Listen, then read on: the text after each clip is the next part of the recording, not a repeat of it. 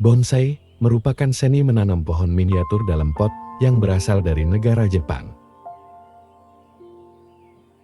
Para seniman bonsai berusaha menciptakan versi kecil dari sebuah pohon besar yang tumbuh di alam liar.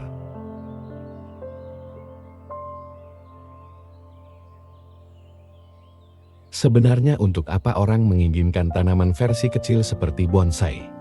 Untuk apa mereka rela mengorbankan waktu yang lama hanya untuk sebuah tanaman?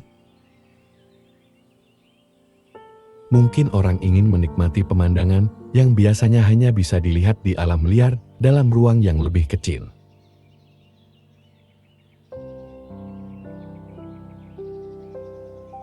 Suatu hal yang sungguh mengherankan dan sulit dipercaya jika tanaman yang berukuran besar dapat diubah menjadi kecil di dalam sebuah pot. Hal tersebut membuktikan bahwa dengan intervensi yang terus-menerus dan berkelanjutan, tidak ada yang benar-benar mustahil untuk diubah.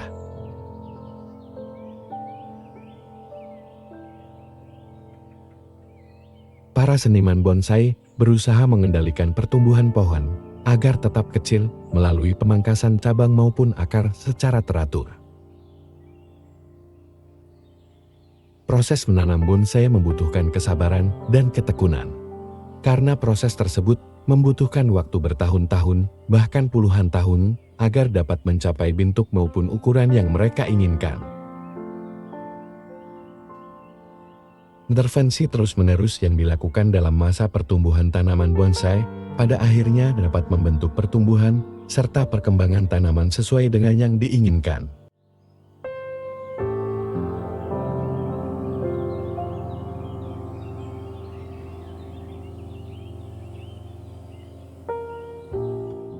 Sama halnya dengan kehidupan manusia.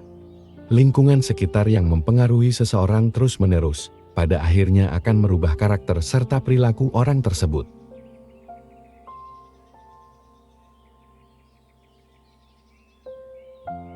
Pendidikan, bimbingan, serta disiplin yang ditanamkan oleh orang tua kita sejak dini akan berpengaruh pada pembentukan karakter dan perilaku kita nantinya.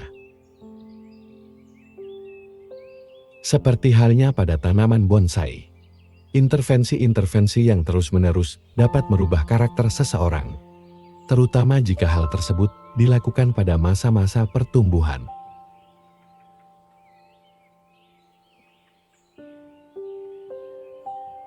Jika intervensi-intervensi merubah tanaman bonsai menjadi lebih baik, namun sebaliknya, kita perlu mewaspadai pengaruh-pengaruh negatif yang dapat merubah hidup kita. Hal tersebut mengingatkan kita pada kekuatan-kekuatan dunia yang juga memasukkan pengaruhnya dan berusaha membentuk kita.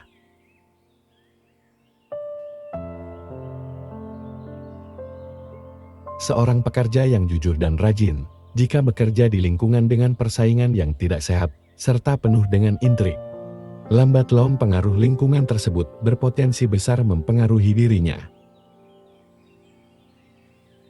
Seorang remaja berprestasi yang dulunya dikenal rajin di sekolah, karena pengaruh buruk lingkungan pergaulan, kini terlibat dalam kegiatan kriminal.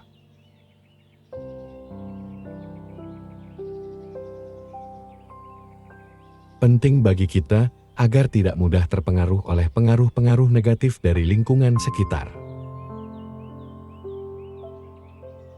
Terutama karena di masa sekarang, banyak hal-hal buruk yang dahulu dianggap tabu, namun kini telah menjadi bagian dari kehidupan sehari-hari.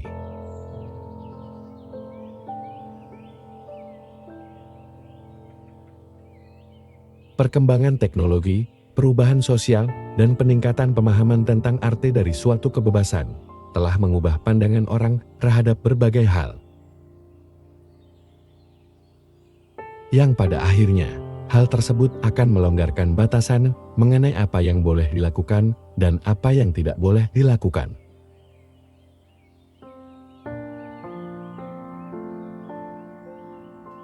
Sebagai contoh, kini banyak negara telah melegalkan pernikahan sesama jenis, dan sebagian orang lebih terbuka menerima mereka. Kita tidak boleh menjadi sama dengan dunia, hanya karena tuntutan zaman. Namun kita harus menjaga agar jangan sampai tekanan negatif dari luar membentuk kita. Karena norma dan nilai-nilai sosial akan terus berkembang seiring dengan berjalannya waktu.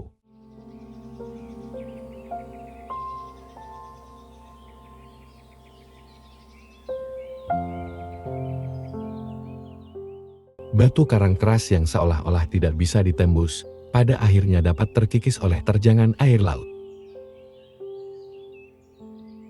Di tengah arus modernisasi, kita harus tetap menjaga integritas dan tetap berdiri teguh pada nilai-nilai yang benar.